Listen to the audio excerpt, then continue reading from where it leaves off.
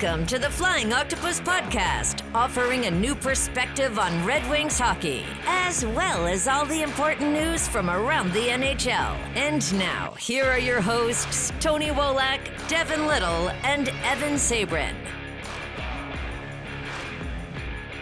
I missed the podcast last week because of a guilty pleasure. Since we've started the podcast last summer, I've kind of neglected playing hockey on Thursday nights just because of the edit and the turnaround. So, Tony, as you probably know, like when you don't play hockey for a while, going right back to it is just, it's absolutely insane. Like the muscle memory's there, but the body's still, you really have to work your way back into it. So I got dressed. You know, I sent you guys a picture of the arena, and then just to clarify, not of you getting dressed, the arena. Okay. Yes. No, I did not. Anyway, I got out into the ice, and the first thing I did was go head over heels, and that was because I left my skate guards on. I hadn't played in so long that I completely forgot to take my skate guards off, and you could see like the whole my team on the bench, just they're all, because they saw me doing it, and they know I haven't been out there in a while. And yeah, I just ate shit right off the bat. So, and then playing for an hour was a little more difficult than I remember. But yeah, 6 months is way too long to be taking off. So time to get back in shape this summer. With that, I welcome you to episode 35 of the Flying Octopus podcast. I am your co-host, Evan Sabrin, joined by Devin Little and Tony Wolak. Today, we're going to do some goalie evaluations for the Red Wings for this past season. We're going to look at Alex Lyon, Cam Talbot, and Peter Mrazek and what the future looks like for them in the winged wheel. We're also going to dig into our prospect profile that we've been doing the last couple weeks, and Devin's going to hit on Kashawn Aitcheson. And we're also going to talk a little bit about our old buddy, old kicking tires, Kenny Holland.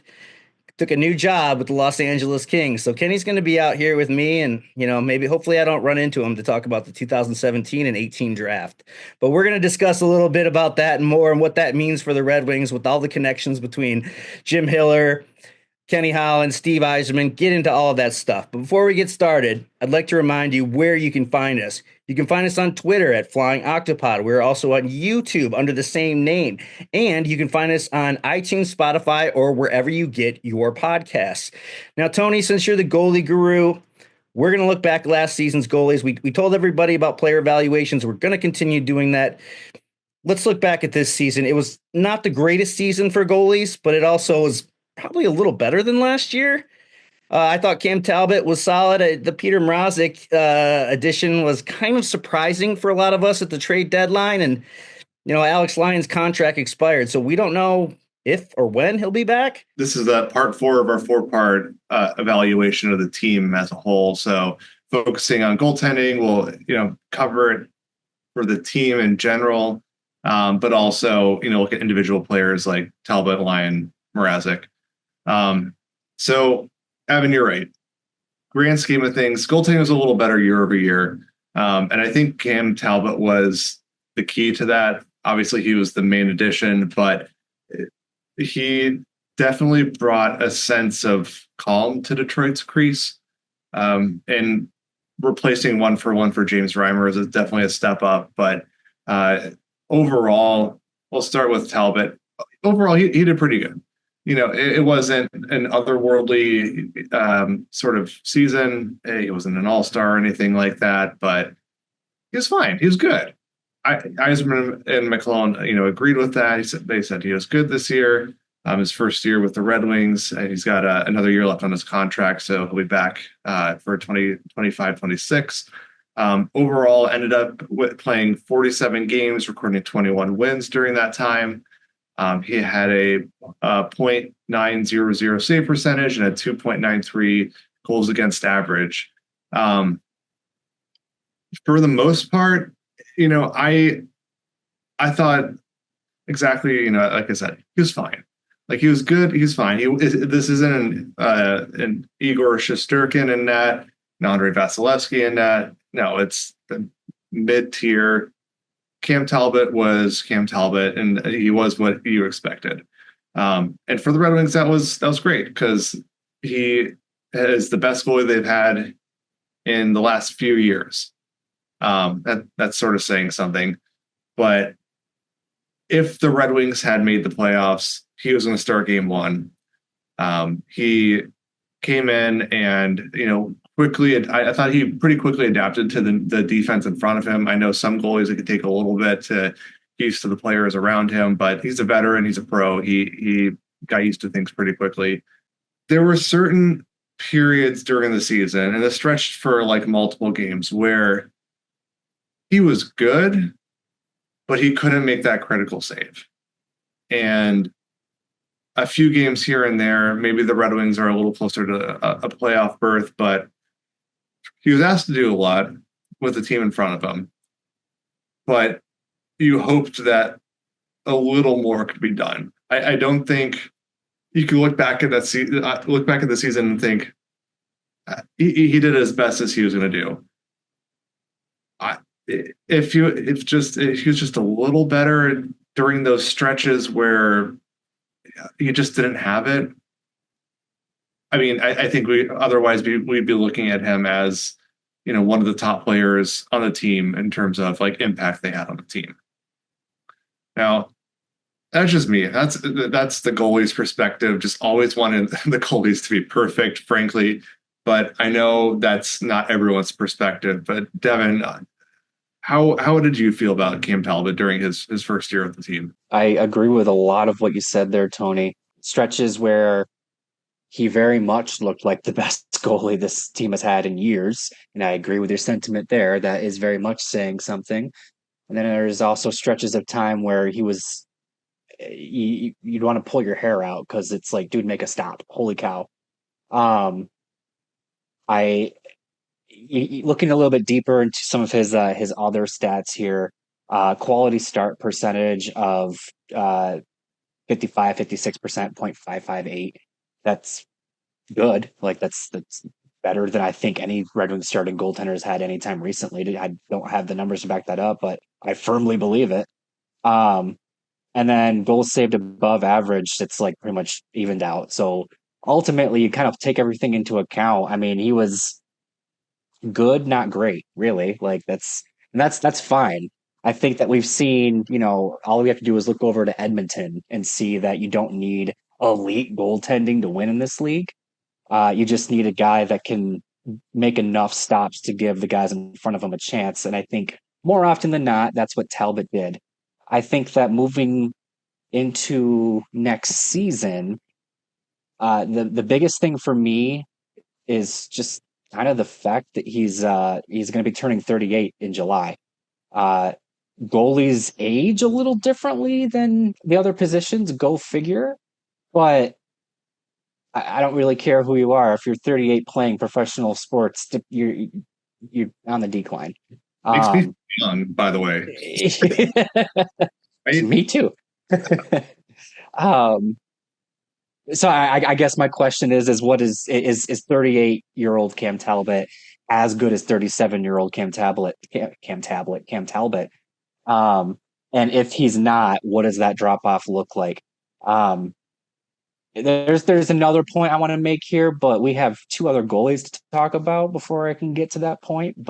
But all in all, moments of frustration with Talbot, but given what was in front of him and given just who he's been throughout his career, I don't know that you could have asked a whole lot more from him. If you would have said at the start of the season, before Cam Talbot signed his contract with the Red Wings, that he would go 21, 19, and 5 with a 2.93 goals against average, you'd say, you know what, I'd take that. But Tony, tell us a little bit more about his goals saved above expected. I don't love that stat, to be honest with you. And like, I know I see it used quite a bit. And I think it's one of those stats where it's a proxy for something we want to use in the future, but the technology hasn't caught up to it in the public space. So like goals saved above expected, it's referencing the expected goals against in a particular game and how many goals they gave up that game. The thing with expected goals is that it measures unblocked shot attempts. So if the puck misses the net, there's a value for it still. So this is a a poor example, but it helps illustrate my point, is if you take 50 shots on net and they all miss, you're still going to have an expected goals value for all those shot attempts. Now, being a goalie and being in net, like, sure, part of that is you are in net and you are not giving the shooter a good look and they're trying to pick the corners and they're missing. That's part of it, though. The other part is just they flat out missed.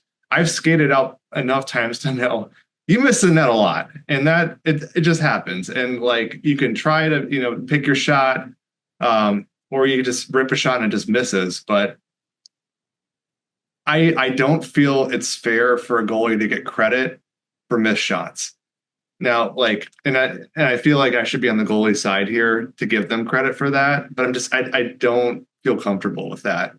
Like, the pucks that are going to go into the net, you get credit for the ones you stop. And ideally, you stop them all, but I know that's nearly impossible. But shutouts do happen. But that's why I don't really use goal saved against or goal saved above expected whenever I'm covering Detroit's goalies. Is just I don't love it, and I think it's used as something. I don't think it's used appropriately. And I think there are other metrics that will be discovered in the future that are going to be better indications of a goalie's true talent level. Alex Lyon, just like Talbot, there were stretches where he was great. And he kept the Red Wings in games and would make some ridiculous saves. There were other stretches where the goals he let in were as loud as a gaff as a Ben Sherratt turnover right in front of the net. It is just like, dude, what just happened? And those were like I don't know. Part of me wonders if that goes into part of the player's psyche of like, oh, great, now we're down or tied or the game's closer, and like that's the goal that went in. Like cut us a break here. So like. Alex Lyon in general, he was good. Averaging everything out, he was good. Save percentage, you probably wanted a little higher than 8.96. Goals against average, you probably wanted a little lower than 2.81. But for a backup goalie, he was fine. And that's all you want. Half his starts were quality starts. But man, the gaffes were loud. Do not disagree. And I think, to your point, there were at least a couple of instances I'm vaguely remembering right now down the stretch where in the first 5 minutes he would allow a muffin, let's just call it what it was. And exactly, you're like, oh God, they're already down, and now they have to climb up the hill, and it just doesn't inspire confidence. But then the rest of the game, he's making these crazy saves that goalies don't usually make. He was fun in the sense that if he wasn't the goalie for your team, he's fun to watch and so unpredictable. But if he's your guy, you're probably growing some gray hairs. I like Alex Lyon. I think that he's a real fun personality. I think that from all things I can tell, he's well liked in the locker room, really good teammate, has had to earn it every step of the way. And I think that to some extent, he may very well retire being known as a Red Wing, because he's by far played the most games of his career as a Red Wing. And I don't know if he'll get as big of an opportunity elsewhere. Maybe he will. But point being, I don't really have a lot of bad things to say about Alex Lyon, the person. Don't even necessarily have a ton of bad things to say about Alex Lyon, the goalie. But it's one of those things where he's fine as a backup. I agree with you, Tony.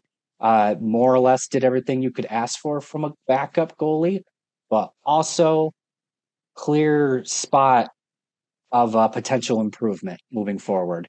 If you can get a backup goalie or a 1B or 1A, whatever you want to call it, that can improve on what Lyon did this year, you should probably investigate it, because too many games the Wings were starting with an arm tied behind their back because Lyon let in a muffin to start off the game. Yeah, Alex Lyon, he is what he is, a journeyman goaltender, signed for, 1.8 million, who was really never expected to be a significant goalie for the Detroit Red Wings. So he's not coming back. I mean, do you guys see a scenario where he's back with this team unless, it's going to be as a third stringer again? And at some point, it's time to get Kosa up there and usher him into getting some starts and some reps in the next couple seasons. But Alex Lyon will probably catch on somewhere as another backup, and he is what he is. You get what you pay for. But I'm more interested in my guy who, to my wife's credit, says ruined our wedding pictures, Tony, and that would be my good friend Peter Mrazek. So I'm just curious, what you guys think about the future with him. The goalie of the future, as I said back in 2016 or something like that. I think he'll end up being close to 50-50 with Talbot by the end of the season. Statistically speaking, he was Detroit's best goalie last year in a very, very, very small sample size of 5 games. But still, in those 5 games, he looked good. I mean, there were less muffins than, as Devin put it, than what we've seen prior in the season. The one thing about Mrazek that I think gives him a leg up on Talbot and Alex Lyon is his lateral movement is so good, and he has gotten away from biting on the shooter and ignoring everything else going on. He's gotten away from that bad habit. So for a team that still doesn't have the best defense, he can get around the crease. Like he is comfortable, stretching out backdoor to stop a tap in. Whereas Talbot and Lyon, they don't have that same pivot and strong lateral push across to catch up to the play that's going around them. And I mean, frankly, Mrazek got lots of practice with the Blackhawks the past couple seasons, but that, I think, for a team that's still growing defensively, that's a great thing to have, is a goalie who can make those saves he's not supposed to make. So sort of on the flip side of that, goalie guru Mitch Korn, he, for a while when he was coaching, he would classify goals against when looking at game tape as should have had, could have had, and there you had no chance. It's pretty straightforward. The could have had, the should have had is like a muffin. You should have stopped it. Could have had was there was some stuff going on, kind of a 50-50 thing. It would have been nice to have it, but you didn't. It's fine. And then the no chance is clearly someone left another player wide open, and there was no shot in hell that you were going to stop that. I mean, if you did, it would have been real cool, but I'm not blaming you for that one at all. And I think over the course of the season, the Detroit's goalies gave up too many should have had goals. Better than last year, but still a little high for what you want. And I don't have any scientific data to back it up. This is just my mind calculating things from all the games that I watched during the season. But I think when it came to Mrazek, the goals against, there were definitely fewer should have had goals against for him. And again, small sample size, not a lot of goals went in because it was just 5 games. But the ones that went in were well, what are you going to do? So I think that's between his lateral movement and his ability to make the saves he's supposed to make, and also sometimes make some flat out ridiculous saves. I think that's going to be a good thing for the Red Wings moving forward, just while their defense gets up to speed. I don't disagree. And I feel to some extent, I'm going to be rehashing a lot of what I said when they made the trade. Mrazek has some swagger to him. He always has. And I'm honestly very happy to see that he hasn't lost it over as he's progressed through his career. And I think that the Red Wings will benefit from having a guy that has that kind of confidence and isn't afraid to, be aggressive and challenge the shooter and defend his crease a little bit. Mrazek's always been he's been a fun watch. again, kind of like what I said before, where if you don't have a team, if you're not personally invested for whatever reason, Mrazek's a ton of fun to watch because he's moving all over the place and he makes acrobatic stops and he has that moxie and he's just a lot of fun to watch. But if you are invested, there are definitely times where you're kind of like wanting him to rein it in a little bit. He can be a little he can test your heart rate a little bit. But ultimately, I think that this is a good way for me to talk about my point I alluded to earlier. It's pretty obvious. I mean, they're set up for it. Cam Talbot, Peter Mrazek, that's your tandem for next season. Of course, you'd never say, things are final until the opening night roster is announced. Things could absolutely happen, but I don't know that there is a real need for them to do anything. I think Talbot and Mrazek is fine. And it also brings me to the point of, like you alluded to earlier, Evan, Sebastian Cossa is a factor here.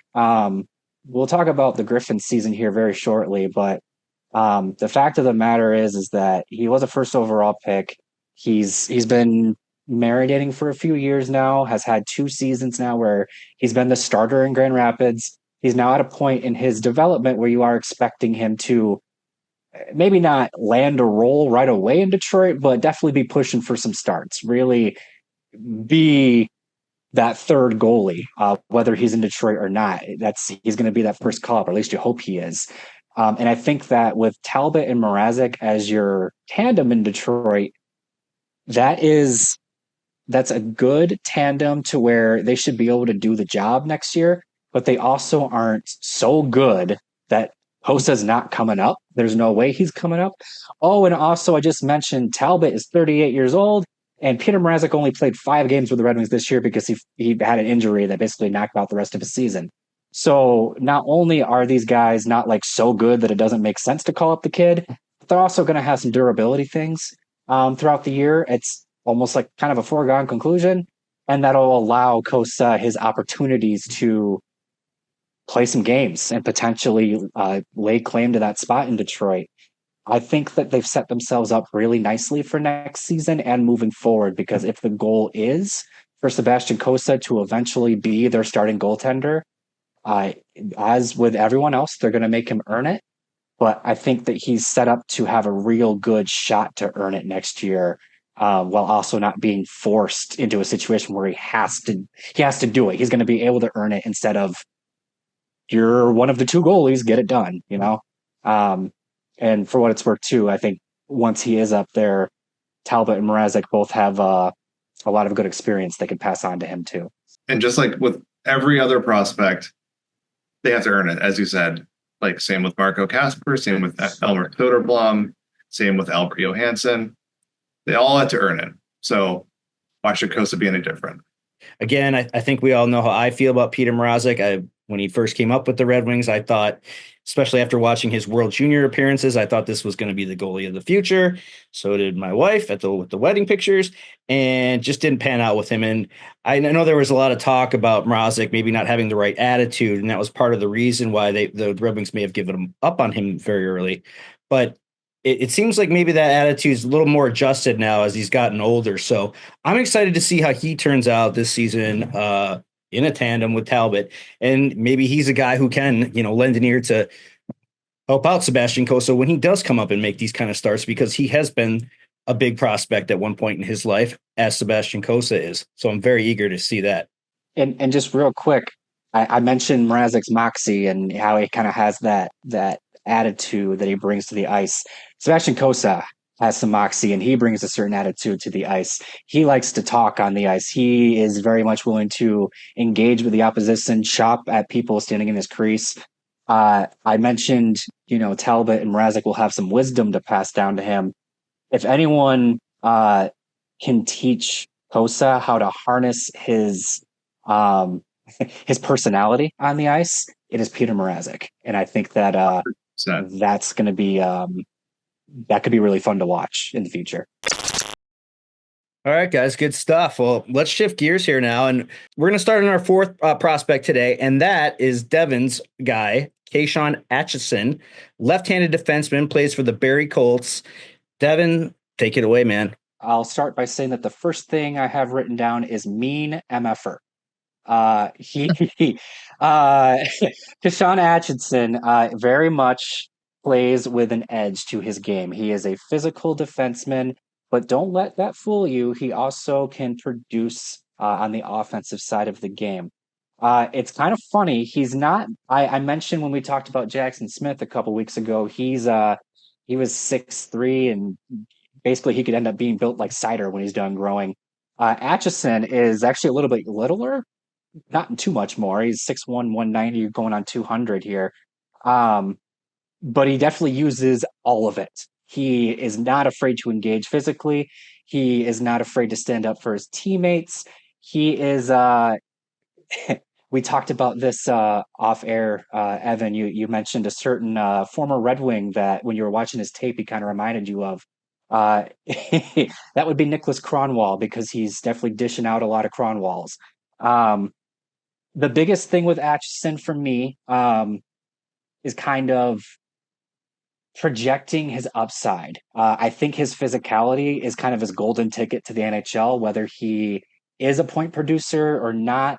That physicality is going to get him far.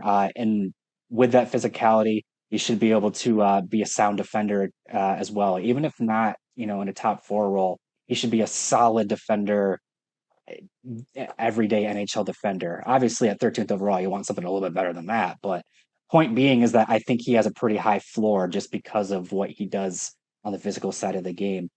He was 7th in points amongst OHL defenders, again, pointing to the fact that he does have that offensive element to his game.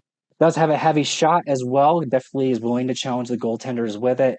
I think that where his offense really shines, though, is just kind of making quick decisions, getting the puck up to the ice to the guys that score, for lack of better words. And then also just a couple other notes here I'll highlight as well. He's the kind of guy, it's the cliche, love to have him, would hate to play against him. Red Wings don't have a ton of those guys, especially on the back end.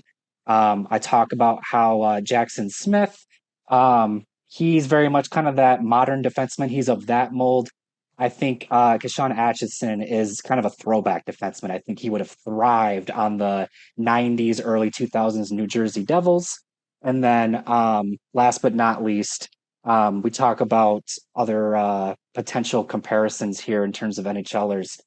On the low end, I think it could be Luke Schenn. And that's honestly, that dude's played 1,000 games in the NHL. If he's Luke Schenn, that's still solid. On the high end, I have Mackenzie Weegar of the Calgary Flames. And they're both physical defensemen. That's kind of where I got that from. But Weegar has a bit more offense to his game, and I think is also a bit more versatile than Luke Schenn is. Ultimately, where a big thing that is missing from the Red Wings, whether it's at the NHL level, the AHL level, any level in their organization, there's a real lack of meanness. And I think that that's something that they really need to address. We talked about Carter Bear last week and how he would address that. Kashawn Aitcheson would definitely address that on the blue line. There's going to be a lot of players, go figure. We still got a few more to highlight here that are well worth consideration for their own reasons. Aitcheson is one they should definitely look at just because of how the different flavor he would add to their blue line. And boy, would it be kind of cool to see him kind of be the bruiser next to Aitcheson Pellikka, who's, a finesse skill player. I mean, you hit the nail right on the head. Physicality is the word with this guy, and he can lay the hits with no regard for his body or the opponent's, and he's not afraid to drop the gloves.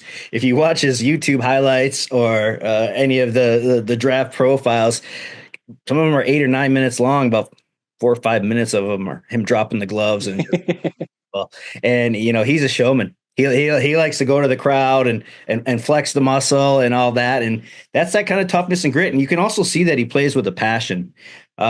He's fast enough to make up for misses in his own zone. I like the player. I would be great. It would be great for me to see that guy come in as a second pair defender and playing with an Aitcheson Pellikka. The things that he does though in Barrie now with the Colts, that he's not going to get away with in the NHL. The guy loves to join the rush. He loves to join the rush too much sometimes. And if you if you watch some of his YouTube highlights, you'll see him slotted over on the right side of the net there and getting passes in front. And they'll always have a defenseman back covering for him. So he's going to have to learn to little less pinching when he gets to the NHL level. But I think he'll be an instant fan favorite in Detroit just because of the physical style of play. Sider can lay the lumber like one of the top guys in the league, but Aitcheson he's looking to hit. He's looking to destroy. And that's something that the Red Wings haven't seen in a long time. They sense the Cronwall. The first couple highlights that I saw of him were just him Cronwalling people. So you bring in the physical attributes. There is some offensive skill. Kind of hard to determine that upside right now, but I think he's a player who could be a long-term fixture in the Red Wings lineup. And again, there's no guarantee he lasts till 13. Devin, you mentioned earlier that after the first 3-4 picks, it's going to be a crapshoot. And guys like him could go a lot higher than we think, but I agree. He's probably one of my guys. I really like to see where he ends up. I'm going to predict it now. I think he's going to go to the Rangers right before the Red Wings. That's my call. From the spot that they shouldn't have dropped from, right? Yeah. But but for Aitcheson, I do think from a rebuild standpoint, he rounds out the defense nicely. Like looking at Aitcheson, Sandy Pellica, Seider, Edvinsson, all within about 5 years of each other. That's a good top four, and you can fill out the rest however you want. Like that is a good contending top four for defensemen. Now, the case could be made that the Red Wings still need more goal scoring, so you may be looking at like a Carter Bear, Jake O'Brien, that type, if they're available still. With that, we're going to do a little this or that like we've done the past few episodes. So, Devin, I got 4 for you here, if I can remember them all. So, Aitcheson or Justin Carbonneau? Aitcheson. Okay. How about Aitcheson or Radim Murka? Aitcheson. All right. Aitcheson or Cole Reshny? Aitcheson. All right, last one for you. Aitcheson or Victor Eklund? Oh. Sneaky. I mean, he's been mocked to the Red Wings, so it's he's one that I didn't think we would do a prospect profile on, but I think we might have to, because you're right, he has been mocked to the Red Wings a lot lately. I have to go with Eklund. We'll get there eventually, but it's Eklund. So, Devin, let's shift gears here now for a segment for you concerning the Grand Rapids Griffins, the Red Wings AHL affiliate. Kind of a rough ending for the Griffins this year as they were swept by Texas. Talk to me a little bit about what you saw in that series, and how do you think the Griffins rebound going into next season?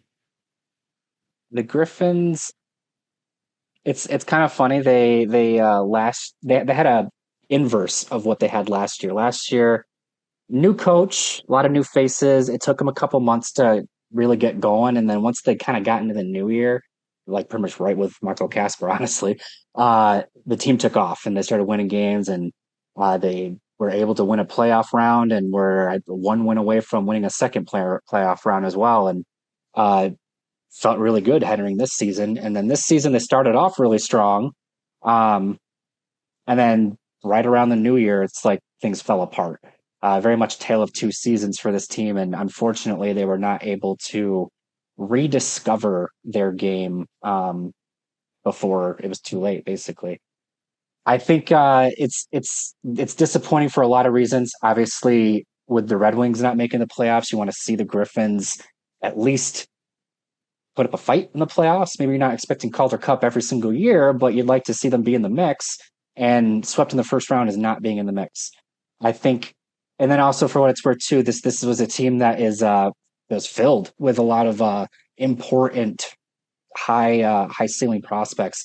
Mentioned Sebastian Costa just a little ago. He's probably, I hate to say this because young goalie, and you try not to exaggerate, but he's probably the one that people are going to be the most disappointed in, just because we talked about it when we were talking about the other goalies. You kind of are hoping that he's going to be an NHL goaltender next year, and in his 2 out of 3 games in this playoff run, he did not look like he was ready to play in the NHL. And in fact, he was pulled from that first game. Jack Campbell got the start in the second game.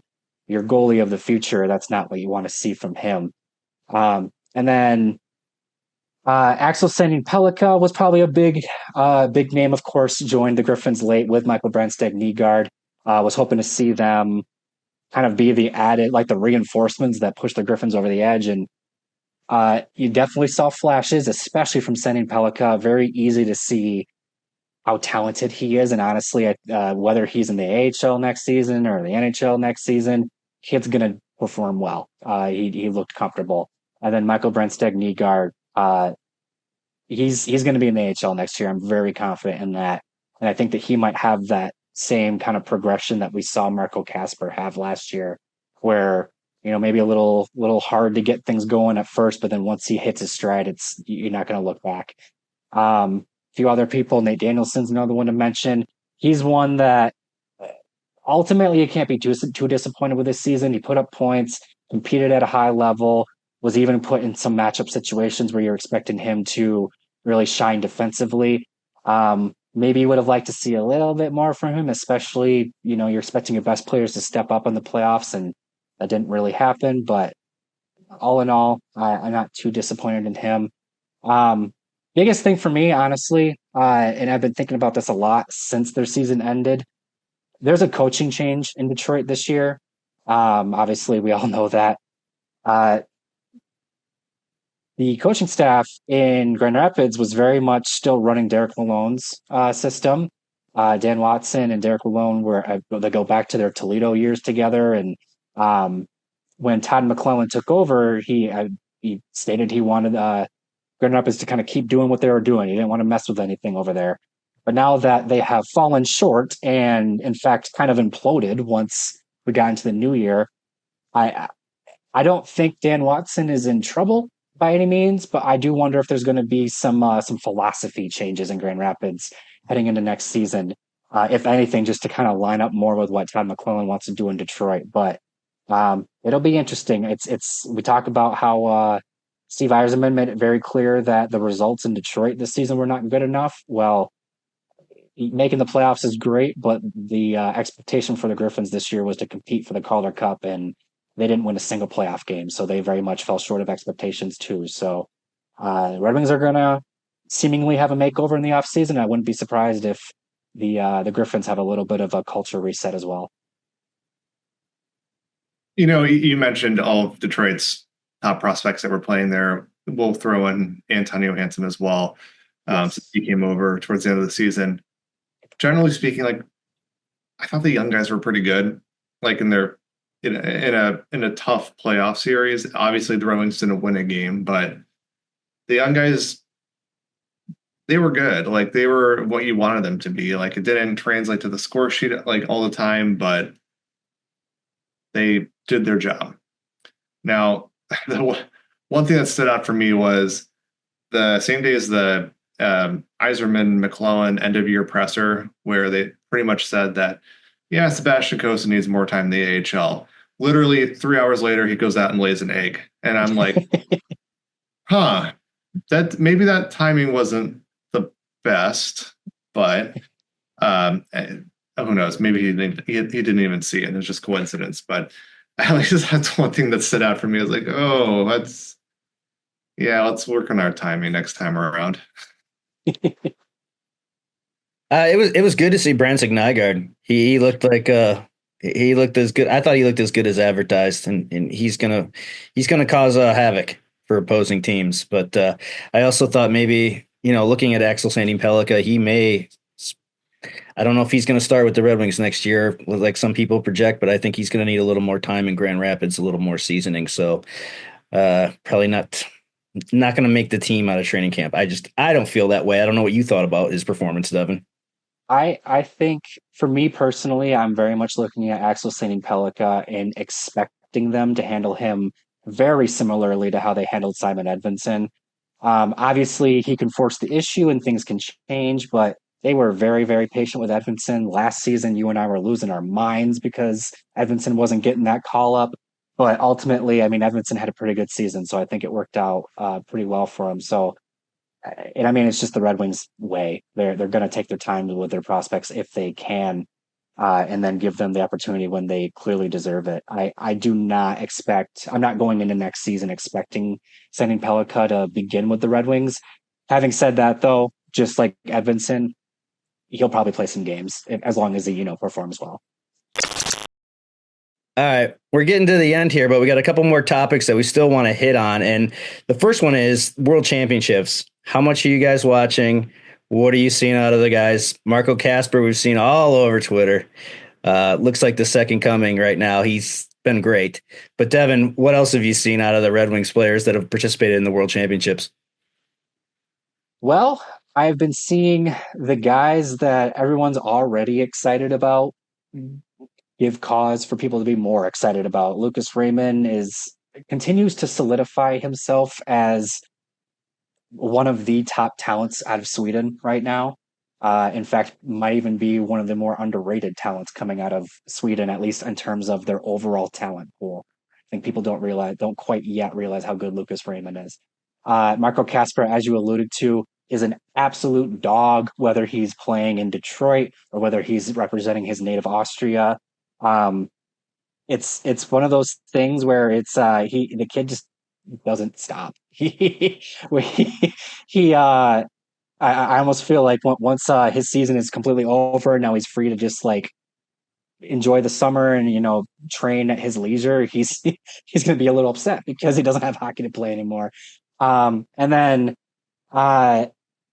I mean, we already know this just because, quite frankly, Germany's talent pool isn't necessarily as deep as Sweden's or some of those other countries. But Seider he's right up there with Leon Draisaitl in terms of recognizable and top tier German talents. I think. I think it's also for me too. Another thing too is I mentioned those three. There's other guys too. Edmondson's representing Sweden. Gustafsson is. Brentseck Nygaard just went over after finishing with the Griffins. I feel like this is. I'm probably wrong about this, but this is the most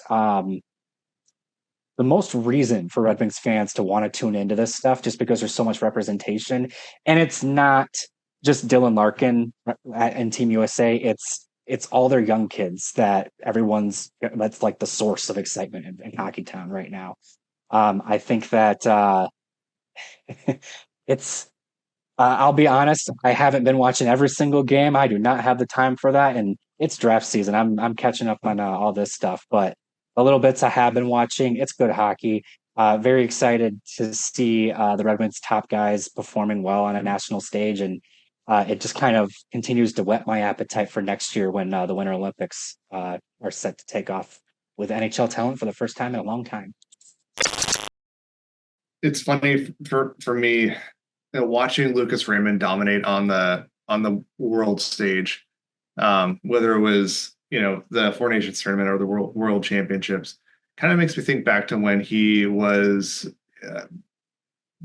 it was his draft year, year before that. Sweden had this great line of Raymond, Alexander Holtz, and Carl Henriksen. And they, if I remember correctly, beat Russia with Yaroslav Askarov in net to win gold, I think, for U18s. And like thinking like, whoa, that's going to be like the line of the future. It'd be great if the Red Wings got one of those prospects. They got Raymond. Great. But looking back now, it's like, well, that was the right choice. That was like far and above the right choice. Like with how he's turned out, like I don't think, for me personally, like I kind of take a little bit more of a conservative approach when it comes to players entering the league, unless you're like a generational superstar, because you really don't know what to expect, like with their progression, the first few years in the league. But he's been as advertised, and not even seeing it on the world stage is such a like a good reminder of what the Red Wings have. And thank God he's signed for the long term to a really nice contract. If you go back to that 2022 draft, and I know we've discussed this before, where Marco Kasper was drafted at 8th, if you look at the 7 players picked in front of him, you have Slafkovsky, Nemec, Logan Cooley, Shane Wright, Cutter Gauthier, Juracek, and Kevin Korchinski. The only guys I think I would definitely feel more comfortable with would be Logan Cooley and maybe Slafkovsky. Those are the probably 2. I mean, you could make a case for Cutter Gauthier, especially at the way he's been playing he's looked really good at the Worlds as well. And I really like his ceiling and what he could be for the Ducks. But Marco Kasper looks like we maybe sold his ceiling a little short these last couple of years. And I think that he has proved this season and the Worlds now that maybe we were wrong. Maybe he could be a 2C. Could he be a 1C? He's still young enough. He's still young enough that we can't make that assessment yet. But for what he's done at this age and at the level that, I mean, he blew past expectations for me this year in the Red Wings organization. I thought he was one of the top players on the Red Wings all season long. And I think it's hard to argue that he wasn't. The effort's there, the work ethic's there. I love the guy. I think he's going to be here for a bit. That's how you're going to get out of the rebuild too. Even if you're picking at 8th or 9th or 13th or 5th, whatever, if you're getting a player that if you look back 3 years later and they're a top 3, 4, 5 pick and you got them outside of that range, that's how you end a rebuild without getting lottery luck. And speaking of rebuilds, a guy who was kind of started the Red Wings rebuild and got off to a bad start. I went back yesterday, looked at Kenny Holland's draft from the 2017 and 2018 draft, and man, it's depressing. Just don't go back and look at that because it doesn't exactly warm the heart for what he did. But now our good friend, old kicking tires, Kenny Holland, will be the new GM of the Los Angeles Kings. Mr. Holland announced today that Jim Hiller will continue on as the coach of the Los Angeles Kings, even after 4 straight losses to the Edmonton Oilers in the first round of the NHL playoffs. There's a lot of connection between Kenny Holland, Jim Hiller, who was also an assistant with the Red Wings back in the day. Tony, you wrote an article recently, or actually it just came out today. You think there's a connection there where we could see some deals maybe work in between people who are very familiar with each other from working together in the past? I mean, I certainly hope so. And when you add in the fact that Todd McLellan and Trent Yawney coach most of the players that are on the Kings and coach the team from 2019 to 2024, you got the makings of something there, right? Because even when Ken Holland was in Edmonton, him and Yzerman completed 3 trades together. Now, sure, some of the players that Holland drafted, most of the players he drafted are no longer with the organization. I think all that's left is Mrazek, Larkin, Rasmussen, and Berggren. And the rest were Yzerman picks. But clearly he knows the organization. If you spend that many years with the organization, you're going to kind of keep following them and see how they're doing, right? So the fact that there's history there, the fact that McLellan is going to, have a big say in what goes on this summer with Detroit's, offseason additions and subtractions, and he coached the Kings for, 4 or 5 seasons. You got to think something's going to happen there. And I kept going back and forth on what could it be.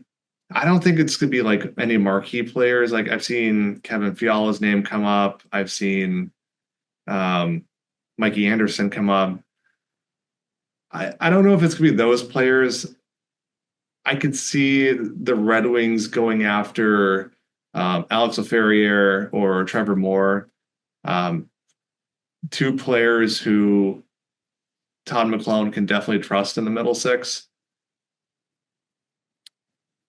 But I have a hard time thinking that it's going to be one of their elite players. And for what the Kings need, frankly, they don't need a lot. They actually have a really good team.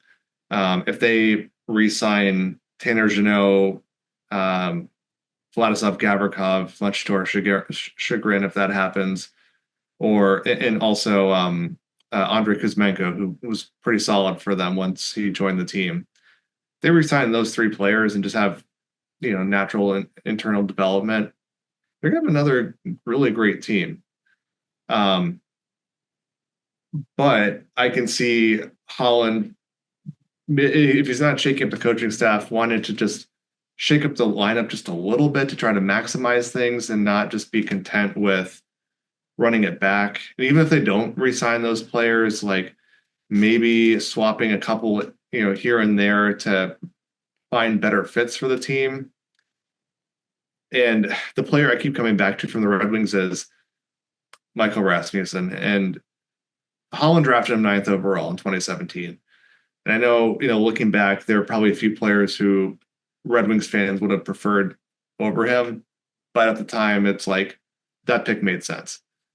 So it does make me wonder if Holland sees this untapped potential that's still there, because Rasmussen's not that old by any means. And want to see him in a new environment and see, what's there. And just a quick aside before I pass the torch, and Evan, you kind of alluded to this earlier. I have no ill will towards Holland for his drafts in 2017 or 2018. And frankly, I think he's a great general manager. I know a lot of people are going to disagree with me on this, but I don't have any issue with how things played out. And I know the 2018 draft gets picked on a lot, but if you look at all the coverage leading up to that year's draft, Filip Zadina was a top 3 pick for sure. And this is start of the draft year all the way through, the week leading up to it, he was a top 3 pick. So solidified. Things didn't work out that way. Teams were preferring centers. That's why you saw Kokaniemi going high, Barrett Hayton. Brady Tkachuk was probably always going to be gone before the Red Wings got to him anyway, but Zadina dropped. And for a player who was expected to be probably number 3 in that draft class, falling to number 6, I think most teams would probably pick that player, and it wasn't just a Ken Holland thing. And besides, he was going to draft Evan Bouchard if Zadina wasn't there. And Evan Bouchard's fantastic. So, it's regardless, it wouldn't have been Quinn Hughes as a lot of people hoped for. That was never going to happen. But I can't blame him for picking Zadina based on all the information that everyone had at that time. Now, if you look at the rest of the draft class, Joe Veleno was taken 30th, because he was picked that the Red Wings got from the Vegas Golden Knights for Thomas Tatar, and they went to the finals that year. Veleno had exceptional status in the queue. His development path, leading up to his draft year, gave people the impression he was going to be a top 10 pick. And his draft year wasn't the best draft year, but the talent was certainly there. But if you're looking at someone who was at one point going to be a top 10 pick and he's available at 30, yeah. And if he's a center too, of course.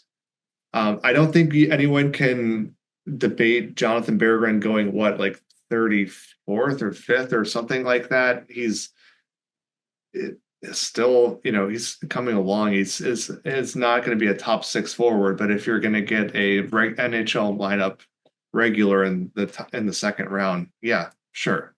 And again, the last high pick the Red Wings had was Jared McIsaac, and it didn't work out, but a lot of second round picks don't work out. That was injuries though. Yeah. Yeah. It was shoulder injury after shoulder injury, and the development curve just flatlined. And that's what happens sometimes. You draft players with the information that you have at that point, and then going back in time. You can't predict the future. You can have good guesses on what the future is going to look like, but you never know exactly what's going to happen in the future. And I think for the 2018 draft, I have no qualms about it. Of course, I would have preferred the Red Wings to have elite players coming out of it that are still with the team now. But what happened at the time, yeah, of course, that's how like I would have wanted the Red Wings to draft. Yeah, the problem I have though was the 2017 draft when I remember a lot of people screaming for Martin Aitcheson, man. Martin Aitcheson, Nick Suzuki Suzuki went what 4 picks after Rasmussen. Those guys are game changers. And you look at his second round pick that year in that draft was Gustav Lindstrom, who is what somewhere a journeyman in the league. 1 pick after that, Jason Robertson. I'm such a shoulda, coulda, woulda guy, and it's not good to go looking back in the past. Another one, and I will take credit for this one. It was back when, in the Jacob Chychrun draft when he traded Pavel Datsyuk's rights to the Phoenix Coyotes, and the speculation at the time was that they were going all in on Steven Stamkos. That obviously didn't happen. Jacob Chychrun was selected there. And I remember tweeting out at the time, eat Datsuk's contract, and they should have drafted Chychrun. So you couple that with some of the bad contracts he handed out, and I couldn't get on board with some of the moves he made. The Justin Abdelkader deal to me was that was one that kind of set the team back a little bit. But I think Ken Holland, for me, I look at Ken Holland in 2 different eras. I look at him in the salary cap area, and I look at him at the before the salary cap hit. And he obviously succeeded more when there was no salary cap. I'll push back on that though, because the Red Wings right after that 2004 2005 lockout, of course, obviously they had Lidstrom, they had Zetterberg, they had Datsuk, and then they had Shanahan and Yzerman at the end of their careers. But he also made some really savvy moves to bolster that team for the next few years. He got Dan Cleary on a league minimum. He got Michael Samuelsson on a league minimum. Found Brett Lebda. Brought back Chris Osgood, and that worked out fantastically. I'm sure I'm leaving someone else out, but also gave Johan Franzen and Valtteri Filppula shots. So, I mean, from that perspective, I don't hate it. You know, sure, like the Red Wings probably prolonged their playoff drought, but if the goal is to just keep winning and try to carry that on for as long as they can, like, I'm not mad. Like I was never that person of like, they need to tank right now so they can get good later. But I will defend Ken Holland, and I'm sure a lot of people won't like that, but that's a hill I'm happy to die on. Yeah, I think he tried to keep the streak going a little too long there, and that's why the Red Wings are kind of like in the hole they are. You couple that with missing in those 2 drafts, and that's kind of where it starts now for the Red Wings as they continue to rebuild. Devin, any last thoughts here before we start the wrap?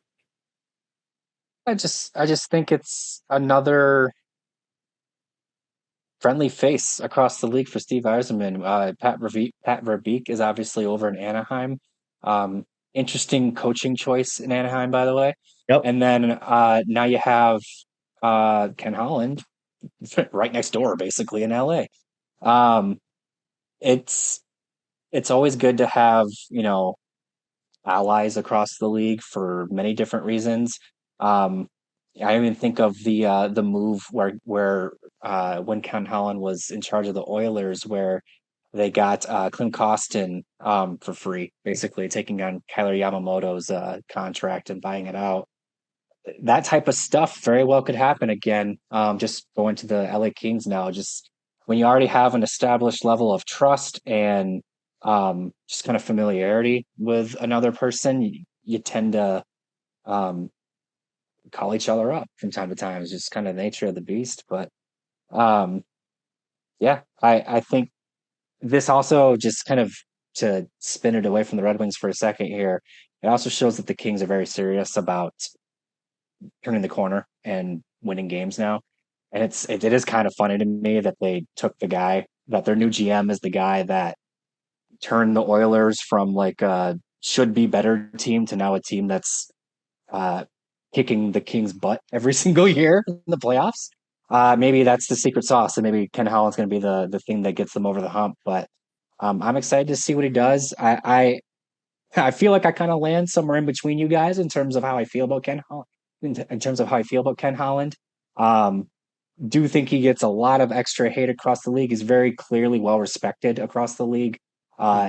Everyone who has worked with him says that he's, top notch professional. And I do think, as you mentioned there, Tony, he doesn't get enough credit for keeping the Red Wings relevant after that lockout. But then also, like, I just think about trading a first round pick for Kyle Quincy, and then I go down the spiral again. He beat me to it. He beat me to it. He's like any other GM. He has his things where he's really good at that, and that's why he's been able to be an executive for decades. And then there's little things he does where clearly that's his weakness. Every GM has them. It's just we're very, very, very familiar with Ken Holland's from his time with the Red Wings. And he's coming up on 70 years old, so maybe this is probably looking at his last hurrah out here in LA, and looking towards retirement and God sunny beaches out here. God bless him, because I know when I'm turning 70, I don't think I'm going to be looking for a new job. Holy cow! Hopefully, in this economy, you might be. Well, guys, thank you for listening to episode 35 of the Flying Octopus podcast. Just a quick reminder, one more time, where you can find us. Follow us on Twitter or on YouTube at Flying Octopod. You can also find us on iTunes and Spotify or wherever you get your podcasts. Guys, great talk today. We're going to continue with the prospect profiles next week, and we'll start talking a little bit more NHL playoff hockey as we kind of slug our way through the off season here. So once again, thanks all. We'll see you next week. Thanks for listening to the Flying Octopus podcast. Follow us on YouTube at the Flying Octopus channel and Twitter at Flying Octopod.